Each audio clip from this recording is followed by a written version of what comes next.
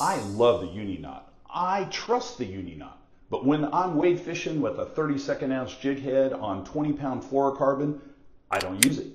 I use a loop knot, and I'm going to tell you exactly why. Over 20 years ago, guide Sally Black introduced me to the loop knot when she spoke at an Austin CCA Anglers Night Out event. Sally guides down in Baffin Bay, one of the best places in the world to catch trophy trout during cold winter months. When you're wade fishing, you're not constantly pulling forward on your bait. You've got slack line, you've got tiny hops, you've got pauses. A loop knot gives that jig head freedom to reorient itself naturally when there's no tension on the line. That's the key, slack line situations. I've seen the underwater comparisons where a jig is tied two ways, loop knot on one and uni knot on the other. When you drag the bait with steady pressure, honestly, there's almost no difference. But when you introduce hops and pauses, the loop knot lets that jig drop back erratic instead of gliding straight forward following the line. Is it dramatic? No. Is it real? Yes. And in shallow, clear, and slightly stained water, subtle matters. But there are three common loop knot mistakes. Mistake number one is going through the loop the wrong direction. If your tag end points to the side or upward when you're done, you tied it wrong. That tag end should point back toward the jig, not up the line. When it points out, it catches grass, weakens the knot, and ruins your presentation. Mistake number two is making the loop too big. Bigger doesn't mean more action. A giant loop can wrap around the hook or jig and cause tangles. I keep my loop small and controlled. Just enough freedom, no more. Mistake number three is using a loop knot everywhere.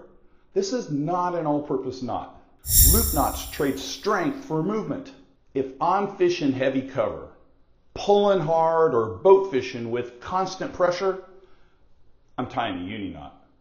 Loop knots are for light lures that need help moving, not brute strength.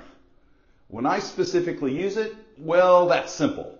When I'm wade fishing with a 32nd ounce jig head with a soft plastic, the loop knot gives me every bit of action I can get. That's why I use it. Now let me show you exactly how I tie my loop knot, step by step. I'll show you what the finished knot should look like so you know you've got it right. All right, so the first thing you want to do is tie an overhand knot in your line. Like so. Then you're going to take the tag end and go through the eyelet of your hook. And you're going to pull that loop all the way up snug to the eyelet. And you're going to take the tag end back through the same way that this line is coming here. You want to follow that back through that same side. So both of them are coming out this one side. Then you're going to cinch the knot down as close as you can get to the eyelet, and then you're going to wrap 2 to 3 times with the tag end.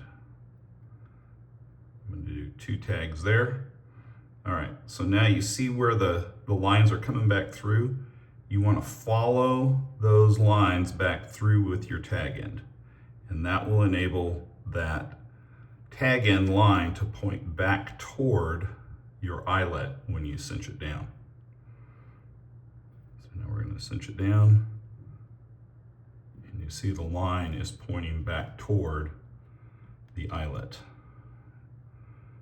So here's the tag end, and you can come in here now with your snips or scissors and snip off that end.